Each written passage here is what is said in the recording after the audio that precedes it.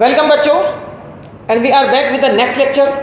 और आज lecture number है 33 और टॉपिक है parallel combination of capacitors.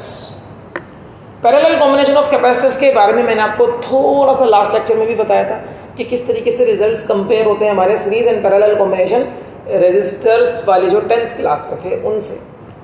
Last class में हमने सीरीज कॉम्बिनेशन ऑफ कैपेसिटर्स देख ही लिया है, तो चलिए आज स्टार्ट करते हैं हम सीधा कि पैरेलल कॉम्बिनेशन ऑफ कैपेसिटर्स क्या होता है और जब कैपेसिटर्स को पैरेलल में लगाया जाता है तो उसके लिए इक्विवेलेंट कैपेसिटेंस का आंसर क्या आएगा और वो आंसर हम कैसे निकालेंगे, उसके लिए एक छोटा सा डेरिवेशन भी यहाँ पर होने वाला है। लास्ट में पैरेलल कॉम्बिनेशन को ठीक से प्रिपेयर करने के लिए एक न्यूमेरिकल भी करेंगे। तो स्टार्ट करते हैं पैरेलल कॉम्बिनेशन के साथ।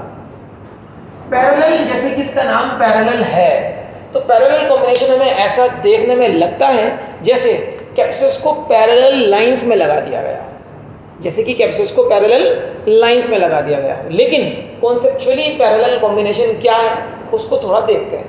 देखो, सपोज मेरे पास कुछ कैपेसिटर्स हैं, दो या दो से ज़्यादा तो होने ही चाहिए ना कॉम्बिनेशन करने के लिए। भाई कॉम्बिनेशन करना है तो कम से कम दो का तो होगा। तो if I am having two or more capacitors, तो हम यहाँ पर तीन कैपेसिटर लेकर चलते हैं। Suppose I am having three capacitors. पहला कैपेसिटर है मेरा of capacitance C1, second capacitor I am having of capacitance C2 and the third capacitor I am having, उसकी कैपेसिटेंस है C3। अगर आपको इन्हें पैरेलल कॉम्बिनेशन में लाना है तो क्या करना होगा? तो इन्हें पैरेलल में लाने के लिए एक साइड के टर्मिनल्स एक साथ ज्वाइन कर दिए। सपोज मैंने इन सबको ज्वाइन कर दिया एट पॉइंट ए और दूसरे साइड के टर्मिनल्स को भी एक साथ ज्वाइन कर दूंगा। एंड सपोज मैंने इन तीनों टर्मिनल्स को ज्वाइन कर दिया at point B. Now this combination is parallel combination of three capacitors. ये अब तीनों कैपेसिटर का पैरेलल कॉम्बिनेशन हो चुका है। तो पैरेलल कॉम्बिनेशन में क्या करना होता है कि जो भी आपको एक एलिमेंट मिला है, इलेक्ट्रिकल एलिमेंट, वो चाहे रेजिस्टेंस हो या वो कैपेसिटर हो, इनको एलिमेंट्स बोलते हैं। उसके दो टर्मिनल होते हैं। किसी भी इलेक्ट्रिकल एलिमेंट के दो टर्मिनल्स होते हैं ना। अगर आपको एक बल्ब लगाना है उसके भी दो वायर होते हैं, दो टर्मिनल होते हैं, ठीक है। ऐसे ही अगर आपको मोबाइल का चार्जर लगाना है उसकी भी दो पिन होती हैं, दो टर्मिनल होती हैं। तो किसी भी इलेक्ट्रिकल एलिमेंट के दो टर्मिनल्स होते हैं। आपको क्या करना होता है, एक साइड के टर्मिनल्स को एक साथ कनेक्ट करना होता है, दूसरी साइड के टर्मिनल्स को एक साथ कनेक्ट करना होता है। तो ये कॉम्बिनेशन पैरेलल कॉम्बिनेशन बन जाता है। अब मुझे अगर इस कॉम्बिनेशन को ऑपरेट करना है, यूज करना है, तो इस कॉम्बिनेशन को पोटेंशियल डिफरेंस भी देना होगा। पोटेंशियल डिफरेंस देने के लिए हमारे पास होती है एक बैटरी या एक सेल। ये मेरे पास एक बैटरी है, इसका इधर हायर पोटेंशियल इधर लोअर पोटेंशियल। मैंने ए पॉइंट को कनेक्ट कर दिया है हायर पोटेंशियल से और बी पॉइंट को कनेक्ट कर दिया है लोअर पोटेंशियल के साथ। तो ए और बी पॉइंट के अक्रॉस पोटेंशियल डिफरेंस उतना ही मिल गया है जितना पोटेंशियल डिफरेंस इस सोर्स का है, और मान लो वो पोटेंशियल डिफरेंस है V। तो अगर ए और बी पॉइंट को पोटेंशियल डिफरेंस V मिल चुका है, अब ध्यान से सुनो, ए और बी पॉइंट के अक्रॉस पोटेंशियल डिफरेंस कितना है V, तो उन्हीं पॉइंट्स पर C1 लगा है। बताओ C1 कैपेसिटर को कितना पोटेंशियल डिफरेंस मिला? यस, बिल्कुल ठीक। C1 पोटेंशियल डिफरेंस को C1 कैपेसिटर को पोटेंशियल डिफरेंस मिल गया V। C2 वाला कैपेसिटर भी A और B के पॉइंट्स के बीच में ही लगा है, तो उसको भी कितना पोटेंशियल डिफरेंस मिल जाएगा? उसको भी पोटेंशियल डिफरेंस मिल चुका है V। और C3 कैपेसिटर भी तो A और B पर ही लगा है, तो जो पोटेंशियल डिफरेंस A B को मिला V, वही पोटेंशियल डिफरेंस किसको मिल गया? C3 कैपेसिटेंस वाले कैपेसिटर को। तो इसका पोटेंशियल डिफरेंस भी V है। तो एक इंपॉर्टेंट पॉइंट आपको यहां से मिल गया कि जब आप कैपेसिटर्स पैरेलल में लगाओगे तो उन सब कैपेसिटर्स को जो पैरेलल में लगे हैं सेम पोटेंशियल डिफरेंस मिलता है। उन सब कैपेसिटर्स को सेम पोटेंशियल डिफरेंस मिलता है। और इस पॉइंट को मैं यहां नोट करूंगा, important point for parallel combination, for parallel combination, this is going to be very important point. Point number 1, जैसे सीरीज कॉम्बिनेशन के 2 इंपॉर्टेंट पॉइंट आपको दिए थे ना, वैसे ये भी है। Point number 1 is all capacitors have same value of potential difference across them। सारे कैपेसिटर्स जो पैरेलल में लगे हैं, ये पैरेलल के लिए रिजल्ट है, उन सबको सेम पोटेंशियल डिफरेंस मिलता है। Now what about charge? अब चार्ज का देखना है। Q is equal to CV। अब देखो आप, इसका capacitance C1 potential difference V1, इसका capacitance C2 potential difference V, इसका capacitance C3 potential difference V।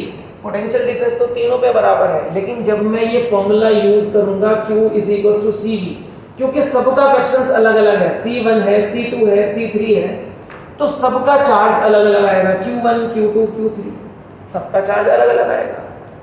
It means charge on any capacitor in parallel combination is directly proportional to its capacitance. क्योंकि अब V तो constant हो चुका है ना, अगर ये V कांस्टेंट है तो चार्ज क्या हो जाएगा? Proportional to C। Charge will be proportional to C। जिसका ज्यादा कैपेसिटेंस उसको ज्यादा चार्ज मिलेगा स्टोर करने के लिए। Simple, okay. तो सेकंड पॉइंट मुझे यही लिखना है। This is going to be the second point, important point, मेरे साथ साथ नोट कर लो। Second point, charge on each capacitor is directly proportional to its capacitance। मतलब Q is proportional to C। तो मैं कह सकता हूं यहां पर पहले कैपेसिटर को जो चार्ज मिला है Q1 वो होगा C1V, दूसरे कैपेसिटर को जो चार्ज मिलेगा Q2 वो होगा C2V, और थर्ड कैपेसिटर को जो चार्ज मिलेगा Q3 वो होगा Q3, यहां लिख देते हैं, Q3 is equals to C3V, वो होगा Q3 is equals to C3V। और अगर इन तीनों चार्ज को ऐड करोगे तो आपको मिल जाएगा total charge supply by this cell. मान लो इस सेल ने Q चार्ज सप्लाई करा, वो Q में से कुछ पार्ट Q1 इधर गया, कुछ Q2 इधर गया, कुछ Q3 इधर गया, तो Q1 plus Q2 plus Q3 is equals to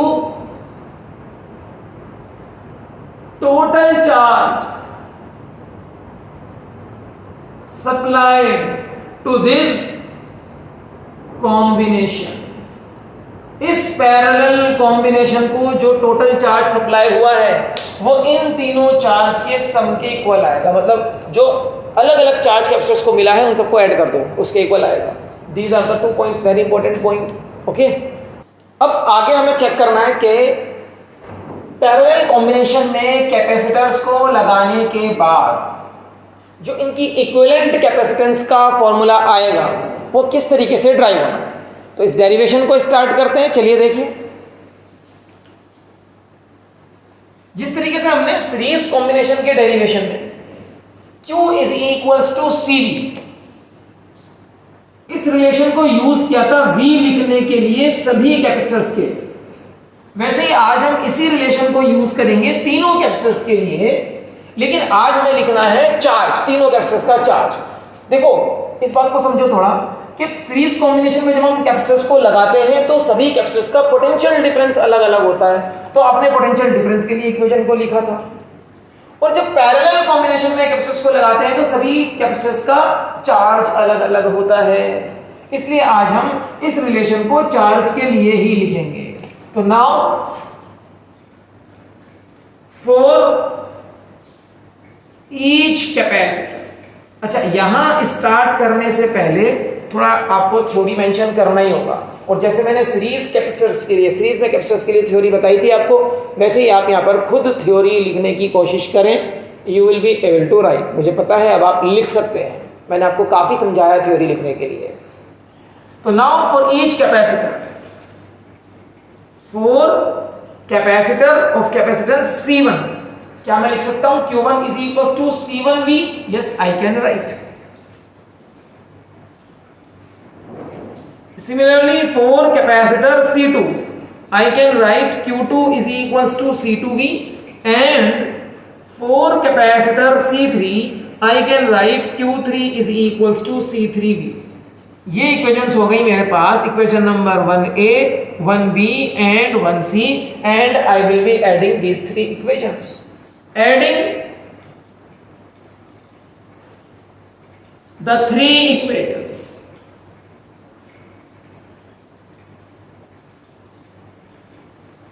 we get, इन तीनों इक्वेशंस को अगर हम ऐड करेंगे तो हमें क्या मिलता है? Let us check. देखिए Q1 plus Q2 plus Q3 इधर होगा, Q1 plus Q2 plus Q3 is equals to C1V plus C2V plus C3 इधर आएगा,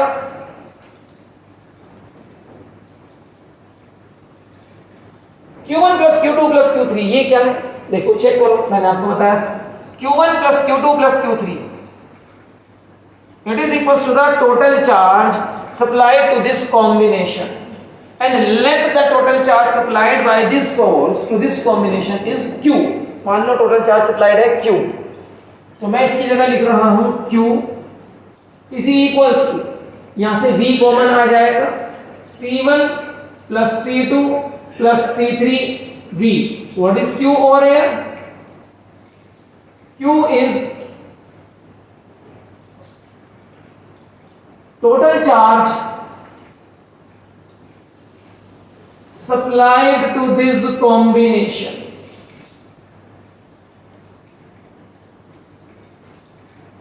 V को इधर लेकर आ जाओ, Q upon V is equals to C1 plus C2 plus C3. Now what is Q upon V? Q is the total charge supplied to this combination, and V is the total potential difference given to this combination. So total charge upon total potential difference using the relation Q is equals to CV. क्या मैं कह सकता हूं Q upon V is equals to C equivalent होगा, total charge upon total potential difference is equals to total capacitance of this combination. Total capacitance का ही तो नाम इक्विवेलेंट कैपेसिटेंस होता है ना। So this is equivalent capacitance of parallel combination, C equivalent is equals to C1 plus C2 plus C3, where C equivalent is equals to Q by V is equivalent capacitance of parallel combination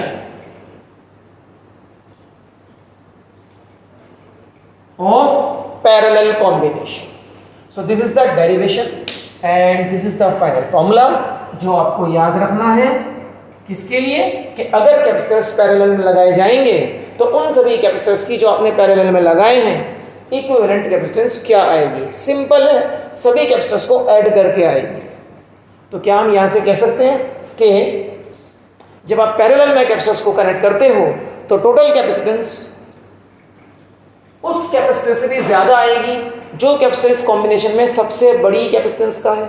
जैसे series का result दिया था ना आपको कि series में क्या होता था कि टोटल कैपेसिटेंस या नेट कैपेसिटेंस या इक्विवेलेंट कैपेसिटेंस उस कैपेसिटर की कैपेसिटेंस से भी कम आती थी जो सबसे छोटी वैल्यू का कैपेसिटेंस होता है।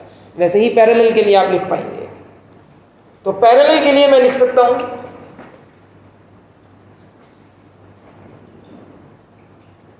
Equivalent capacitance of parallel combination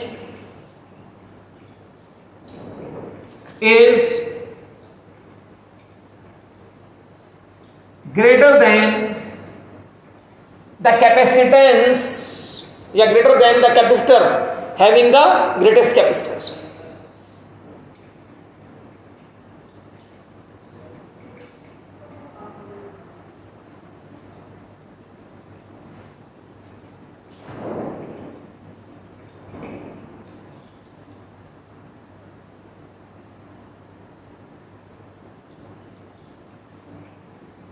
तो ये चीज भी आप पैरेलल कॉम्बिनेशन के लिए अलग से याद कर लें. दिस इज ऑल्सो इम्पॉर्टेंट, ये भी इंपॉर्टेंट है यहाँ पर. तो अभी वक्त हो चुका है यहाँ पर वीडियो को पॉज करके और इन नोट्स को अपने रजिस्टर में मेंशन करने का. तो वीडियो को पॉज करें. By the time I will take your screenshot.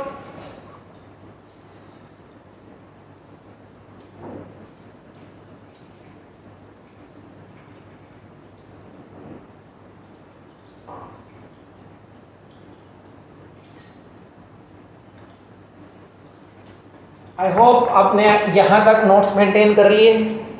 अभी हमें चेक करने हैं कुछ special cases related to parallel combination. Special cases के लिए देखते हैं आगे क्या होने वाला है.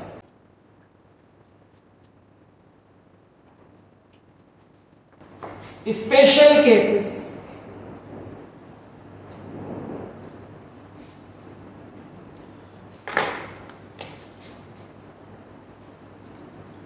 Now this formula is applicable for any number of capacitors in parallel. तो सबसे पहला स्पेशल केसेस तो यही हो जाएगा. This result is applicable. The light has gone, but we will carry on. Board तो आपको विजिबल रहेगा यहाँ पर. The result is applicable to any number of capacitors in parallel. It means अगर मेरे पास 3 से ज्यादा कैपेसिटर्स भी हैं तो I can apply this formula to any number of capacitors. C n तक भी लगा लीजिए, कोई दिक्कत नहीं है. n can be any number. ठीक है. नंबर 2 इज अगर सारे कैपेसिटर्स की वैल्यू सेम हो जाए. इफ ऑल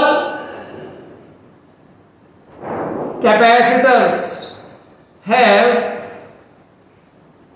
सेम वैल्यू, मतलब C1 C2 C3 C4 सबकी वैल्यू सेम हो जाए, सबकी C हो जाए, तो मैं इन सबकी जगह C लिख देता हूं. देखते हैं फिर C इक्विवेलेंट क्या आएगा. C plus C plus C plus C. कितने बार लिखें. Suppose I am having n capacitors, n times लिखा. अब देखो आप, अगर मैं 2 बार लिखूंगा तो आई विल गेट 2C, 3 बार लिखूंगा तो आई विल गेट 3C, 5 बार लिखूंगा तो I will get 5C. If I will write n times तो I will get n into C. Parallel के लिए इसका आंसर आया था C by n.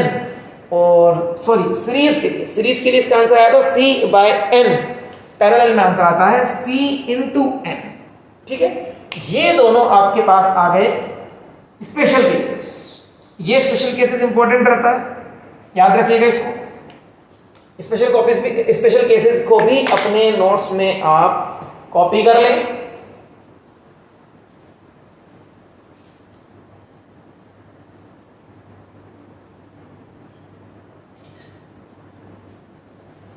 कॉपी कर लिया है आपने.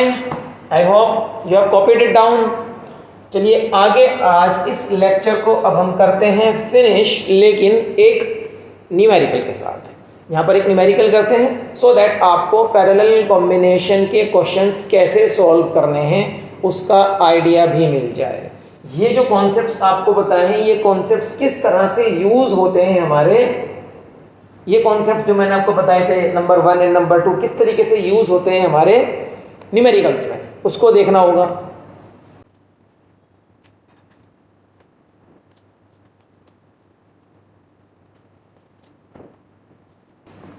चलिए न्यूमेरिकल देखते हैं। Suppose I am having these capacitors in parallel, ये दो कैपेसिटर्स पैरेलल में लगे हुए हैं। देखो इधर से दोनों कैपेसिटर्स के टर्मिनल एक साथ कनेक्ट कर दिए, मान लो एट पॉइंट ए, इधर से दोनों कैपेसिटर्स के टर्मिनल्स एक साथ कनेक्ट कर दिए, मान लो एट पॉइंट बी। ये वाले कैपेसिटर की कैपेसिटेंस है 6 माइक्रोफैरड और इसकी कैपेसिटेंस है 3 माइक्रोफैरड। चलो नंबर्स बदल देते हैं, नंबर्स को बदल देते हैं। Let the capacitances of the two capacitors be 4 microfarad and 2 microfarad। और इस कॉम्बिनेशन को मैंने एक सोर्स के साथ कनेक्ट कर दिया है एंड इस सोर्स का पोटेंशियल डिफरेंस है, लेट इट बी 12 वोल्ट्स।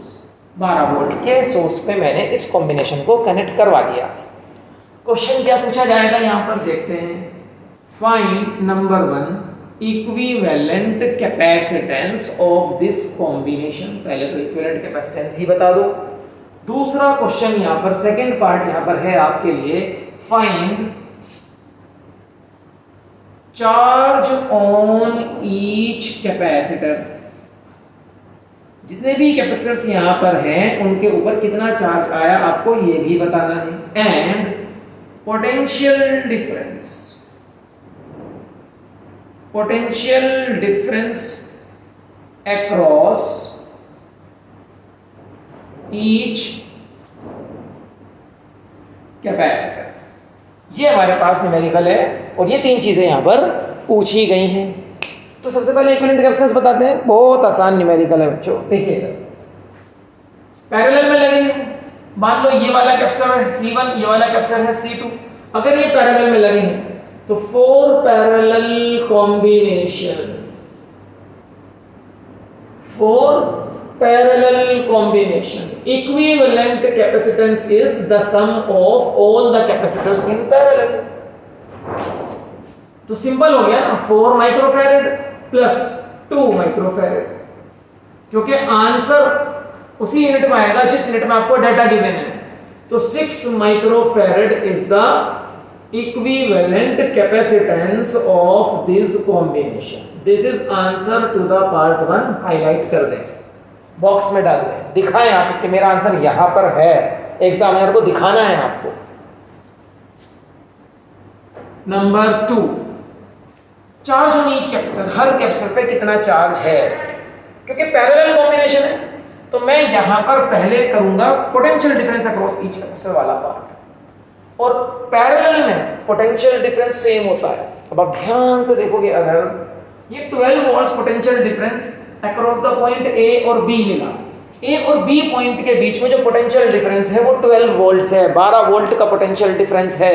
तो जो भी चीज ए और बी पॉइंट के बीच में लगेगी उसको कितना पोटेंशियल डिफरेंस मिलेगा, 12 वोल्ट मिलेगा। अब ध्यान से देखो, अगर C1 भी A और B के बीच में लगा है तो the potential difference across it will be 12 volts. C2 भी A और B के बीच में लगा है तो potential difference across it will also be 12 volts. तो यहां तो आपको कोई कैलकुलेशन करनी नहीं है थर्ड पार्ट के लिए, आंसर डायरेक्ट आ रहा है। कैसे लिखूंगा आंसर देखो, since both capacitors are connected in parallel across the source of 12 volts। तो इसका मतलब क्या हो गया, potential difference across 4 microfarad capacitor is equals to 12 volts, or as well as potential difference across 2 microfarad capacitor is also 12 volts। उसका भी potential difference 12 volts है। इन दोनों का पोटेंशियल डिफरेंस, मान लो इसका V1 था, इसका V2 था, तो V1 की वैल्यू भी 12 वोल्ट्स आ गई, V2 की वैल्यू भी 12 वोल्ट्स आ गई। और जहां पर मेरे आंसर्स हैं उसको मैं लिखूंगा हाईलाइट करके कि this is my answer to the part third part का आंसर मैंने यहां पर कर दिया है। फर्स्ट हो गया, थर्ड हो गया, now the second, charge on each capacitor. क्योंकि चार्ज निकालने के लिए Q is equal to C V, C की जरूरत भी है और V की जरूरत भी है, तो मैंने पहले V कैलकुलेट करा है, C तो इन दोनों का ऑलरेडी गिवन है। तो अब मैं third part, charge on capacitor of 4 microfarad, Q1 is equal to C1 V1, ठीक है, Q1 is equal to C1 V1। C1 4 microfarad, micro मतलब 10 टू द पावर -6, 4 माइक्रो मतलब 10 टू द पावर -6, तो 4 into 10 to the power -6 farad. V1 की value है 12 volts, 12 4s are 48 into 10 to the power -6 coulomb, इतना charge है इसके पास। And charge on capacitor of 2 microfarad, Q2 is equals to C2V2, तो C2 की value है 2 माइक्रोफैराड, माइक्रो मतलब 10 टू द पावर -6, V2 की वैल्यू है 12, 12 2s are 24, 24 into 10 to the power -6 coulomb. And ये मेरे आंसर्स हैं, answer to the part second और answer to the part second. कैसे भी करके आप आंसर्स को हाईलाइट जरूर करें, ठीक है, so that it becomes easier for the examiner to check your answer sheet. Answer sheet board के एग्जाम में कैसे लिखनी है, इसके ऊपर भी सब चीज़ें आपको डिटेल में बताई जाएंगी बेटा, पूरा सपोर्ट दिया जाएगा आपको क्लास 12th का बोर्ड का एग्जाम करने के लिए, ठीक। तो ये हो गया न्यूमेरिकल। इस तरीके से आपको पैरेलल कॉम्बिनेशन के न्यूमेरिकल्स को अप्रोच करना है। लेकिन सर अगर ऐसा न्यूमेरिकल आ जाए जिसमें कैपेसिटर्स सीरीज में भी लगे हों और पैरेलल में भी लगे हों, तो कैसे करेंगे? तो क्या हम यहाँ पर 5 मिनट्स उस न्यूमेरिकल के लिए भी लगाएं? चलिए करते हैं, सो दैट आपको एक पक्का तरीका मिल जाए एक मिक्स्ड न्यूमेरिकल करने का, उसको भी कर लेते हैं। बट बिफोर दैट इस न्यूमेरिकल को आप कॉपी कर लें, मैं इसका स्क्रीनशॉट ले लेता हूं आपके लिए।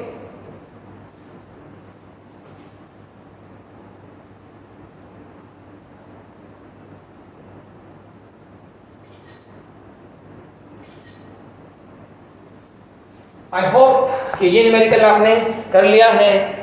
एक लास्ट न्यूमेरिकल और इस लेक्चर को फिर हम करेंगे फिनिश।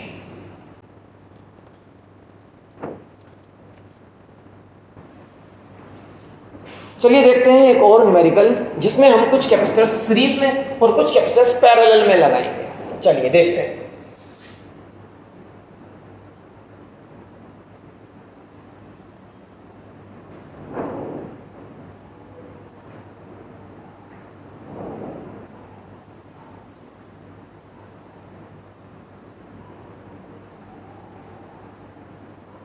ये एक सर्किट डायग्राम हम लोगों को गिवन है और इसमें आपको कुछ वैल्यूज गिवन हैं, जैसे कि 6 माइक्रोफैरेड, 2 माइक्रोफैरेड, ओके, या इसको 3 कर लो, 3 माइक्रोफैरेड, और यहां पर आ जाएगा 9 माइक्रोफैरेड। और इस कॉम्बिनेशन को मैं लगा रहा हूं 9 वोल्ट के सप्लाई पर। And the question is find first part equivalent capacitance of this combination. Second part में आपसे पूछ लेते हैं पोटेंशियल डिफरेंस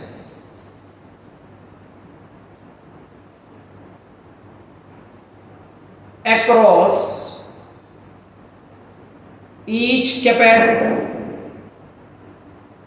और थर्ड पार्ट में आपसे पूछ लेते हैं चार्ज ऑन ईच कैपेसिटर और एक और पार्ट पूछ लेते हैं, energy stored by capacitor of 3 microfarad. These are the 4 parts जो आपसे पूछे गए हैं इस क्वेश्चन में। अब देखिए इसको कैसे करना है। सबसे पहले हम इक्विवेलेंट कैपेसिटेंस निकालेंगे। इसका भी इक्विवेलेंट कैपेसिटेंस निकालने के लिए आपको चेक करना होगा कौन सीरीज में लगा है, कौन पैरेलल में लगा है। अब लास्ट लेक्चर में मैंने आपको बताया था कि एक ऐसा पॉइंट बताऊंगा जिससे आपको सीरीज में कैपेसिटर्स लगे हैं या नहीं वो आइडेंटिफाई करना आसान हो जाएगा। वो पॉइंट मैं लास्ट लेक्चर में बताना भूल गया था, आज बता देते हैं और अब बता देते हैं। देखो, क्या ये दोनों कैपेसिटर्स सीरीज में लगे हैं? क्योंकि ये एक के बाद एक है, यही बताया था ना कि सीरीज में कैपेसिटर्स एक के बाद एक लगते हैं और सभी कैपेसिटर्स पे चार्ज इक्वल होता है। तो ये एक के बाद एक तो लगे हैं, लेकिन क्या इन पे चार्ज सेम आएगा? ये कैसे डिसाइड करें? ये तो हमसे डिसाइड नहीं हो रहा है। सबसे पहले मैं इनके लिए कुछ नेमिंग कर देता हूँ, C1 C2 और इसको मान लो C3। तो क्या C1 C2 सीरीज में है? बेटा सीरीज आइडेंटिफाई करने का सबसे आसान तरीका है कि अगर आपको लग रहा है कि कुछ कैपेसिटर्स एक के बाद एक लगे हैं, उनके बीच में कोई दूसरी ब्रांच ना हो, सर्किट की कोई दूसरी ब्रांच ना हो, जैसे C1 और C2 के बीच में से यहां से एक और ब्रांच निकल गई, यहां से एक और ब्रांच निकल गई ना, अगर ये ब्रांच इनके बीच में से निकल गई तो अब C1 C2 सीरीज में नहीं है। Now C1 and C2 are not in series. इस तरीके से आप आइडेंटिफाई करोगे कोई भी दो चीजें इलेक्ट्रिकल सर्किट में सीरीज में है या नहीं। पैरेलल का आइडेंटिफिकेशन तो बहुत आसान होता है। जो भी चीजें पैरेलल में लगी हों वो एक साइड से एक साथ कनेक्टेड होती हैं, दूसरी साइड से एक साथ कनेक्टेड होती हैं। चेक करो C2 एंड C3 इस साइड से एक साथ कनेक्टेड है एट दिस पॉइंट, मान लो ये पॉइंट B है, और इस जगह पर एक साथ कनेक्टेड है एट पॉइंट A, मान लो ये पॉइंट A है। तो ये दोनों पैरेलल में हैं। अब ये तो पता चल गया ना ये दोनों पैरेलल में हैं। जिसका पता चल जाए पहले उसे सॉल्व कर दो। पैरेलल में सॉल्व करना बहुत इजी होता है, सिर्फ दोनों को ऐड करना है ना, यहाँ पर दोनों को ऐड करना है। तो C2 और C3 का पैरेलल कॉम्बिनेशन का आंसर आ रहा है 6 + 3 9 माइक्रोफैरड। सबसे आसान काम, सबसे पहला स्टेप यहाँ पर है इक्विवेलेंट कैपेसिटेंस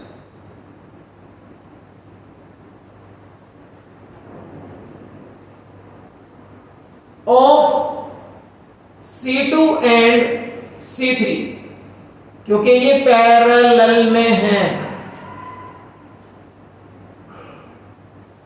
C2 और C3 का इक्विवेलेंट कैपेसिटेंस मैं लिख दूंगा C23, that is equals to C2 + C3, 6 + 3 9 microfarad. और यहां पर एक अगर आप इसका सर्किट डायग्राम भी डाल दोगे तो बहुत इजी हो जाएंगी चीजें।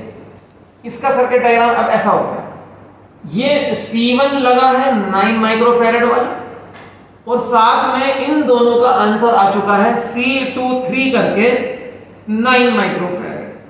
और ये कॉम्बिनेशन लगी है एक बैटरी के साथ जिसका पोटेंशियल डिफरेंस कितना है 9 volts. Now these are the two capacitors in series. Series में क्या था formula, 1/C equivalent is equals to 1/C1 + 1/C2, या अगर दोनों सेम हो तो C/N, C equivalent is equals to C/N। याद करो special case, C equivalent is equals to C/N, क्योंकि दोनों सेम है ना। तो n कितना है यहाँ पर, 2 कैपेसिटर्स हैं, n है 2, तो 9/2 4.5 आएगा इनका आंसर। आप चाहो तो 1/C1 + 1/C2 मतलब 1/9 + 1/9 सॉल्व करके देख लें। लास्ट में रेसिप्रोकल करना मत भूलना बस। तो मैं यहां से कह सकता हूं, अब एक स्टेप ये हो गया, अगला step, now C1 and C23 are in series. तो इक्विवेलेंट कैपेसिटेंस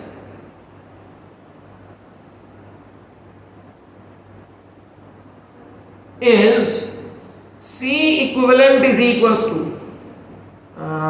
9/2 4.5 माइक्रोफैरड। क्या ये मेरा आंसर फर्स्ट पार्ट का है?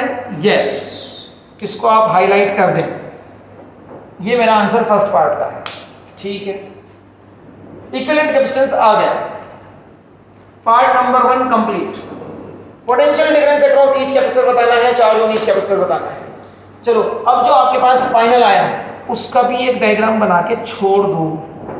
ये आ गया फाइनल, सी इक्विवेलेंट का आंसर आया 4.5 माइक्रोफैरड और ये कॉम्बिनेशन लगा है 12 वोल्ट के सोर्स पर।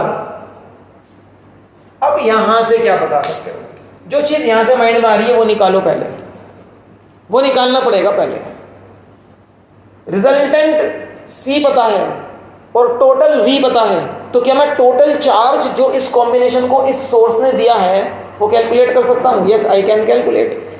अब देखिए आगे,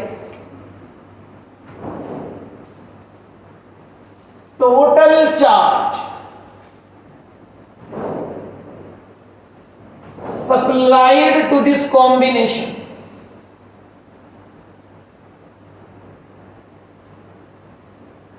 मान लो वो चार्ज Q है, तो Q is equal to C V, C equivalent और V, तो Q is equal to C equivalent is 4.5 microfarad, micro मतलब 10 टू द पावर 6, V कितना है 9 वोल्ट्स, 9 वोल्ट्स सॉरी भाई 9 है ये 9 वोल्ट्स, इसको 9 कर लीजिएगा, 9 वोल्ट्स। तो 4.5 into 10 to the power 6 into 9, क्या आंसर आ रहा है?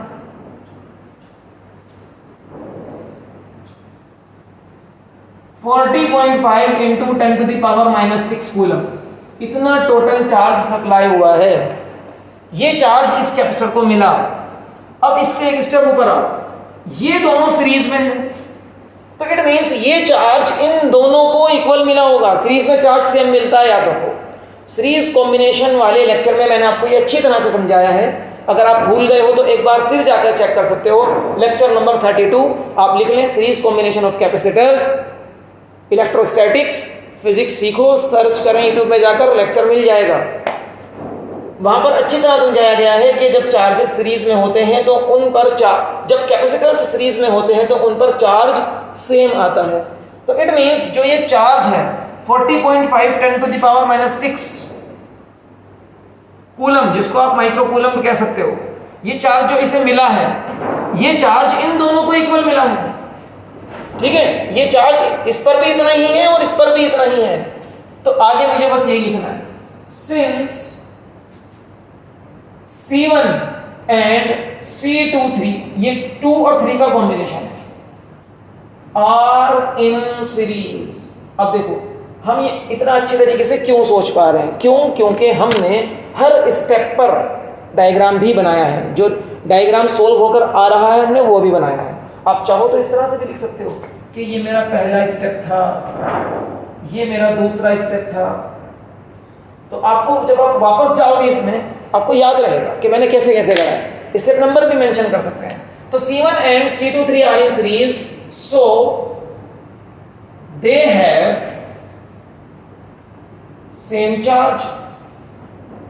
तो अब मैं यहां से कहूंगा चार्ज ऑन C1 कौन है? 9 माइक्रोफैरड वाला कैपेसिटर, C1 9 माइक्रोफैरड वाला कैपेसिटर। Q1 मान लो उस पे चार्ज Q1 है और वो यही है, वो यही है 40.5 10 to the power -6 coulomb. 40.5 10 to the power -6 coulomb. This is my answer to the part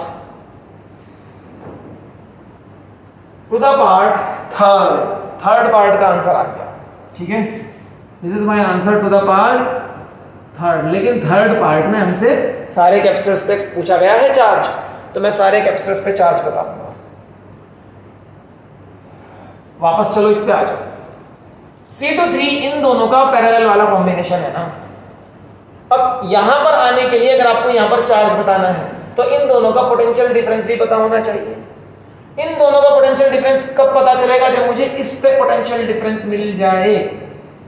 इसका पोटेंशियल डिफरेंस मैं निकाल सकता हूं, मुझे Q1 पता है, C1 पता है, V1 I can easily find out. Potential difference across C1 is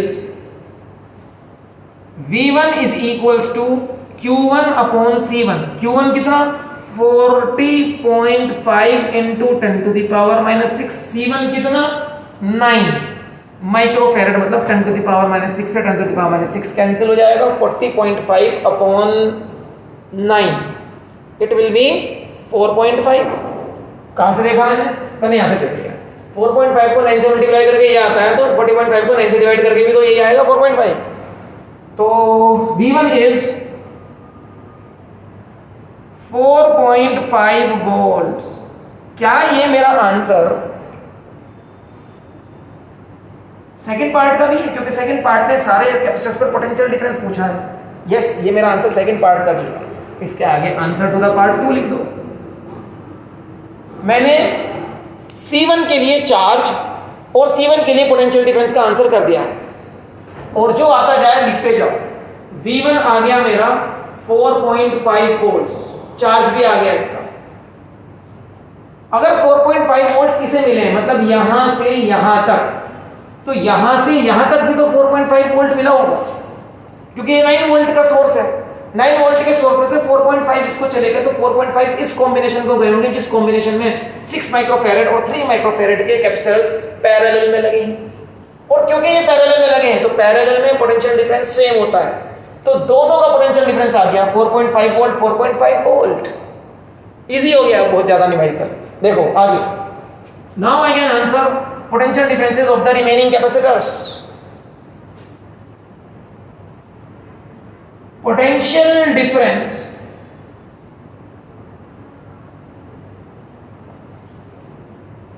across point A and B, आप कह सकते हो 9 माइनस 4.5 वोल्ट है ना. Across points A and B is 9 minus 4.5 is equals to 4.5 volts. Since C2 and C3 are connected in parallel across the points A and B, so potential difference across C2 is 4.5 volts and potential difference across C3 is also 4.5 volts. and ये potential difference के answer आ गए. कौन से part में पूछा है potential difference? Second part में पूछा है, तो आंसर नंबर 2 कंप्लीट. अब मैं इजीली इनका चार्ज भी बता सकता हूं. Now charge on C2 Q2 is equals to C2 V2. C2 कितना है? 6 माइक्रोफैरेड, 6 माइक्रोफैरेड. और V2 मतलब पोटेंशियल डिफरेंस ऑफ C2 वो कितना है? 4.5. तो ये आंसर भी आ जाएगा. 6 4 28 और 3 31 10 की पावर में 6 का मतलब होता है माइक्रोकूलम.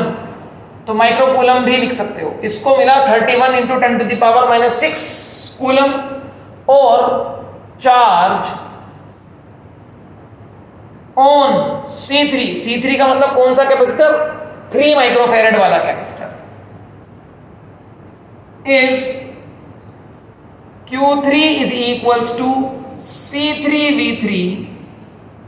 C3 की वैल्यू कितनी है? 3 microfarad. 3 into 10 to the power minus 6 for V3 मतलब potential difference across C3 that is 4.5. तो 4.5 इंटू 3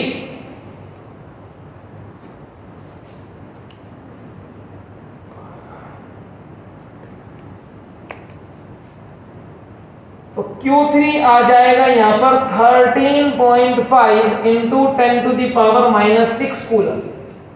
और ये मेरा आ गया आंसर थर्ड और आंसर थर्ड, क्योंकि थर्ड पार्ट में चार्जेस पूछे गए थे। अब देख लो ध्यान से, चार्ज ऑन ईच कैपेसिटर, तीनों कैपेसिटर का मैंने चार्ज बता दिया है।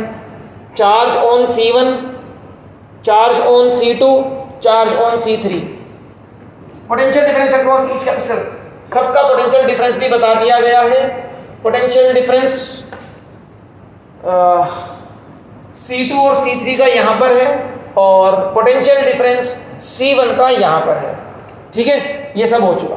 तो ये सब चीजें हमने सॉल्व कर दी। लास्ट में पूछा है energy stored by 3 microfarad capacitor, इसकी एनर्जी हाफ CV स्क्वायर।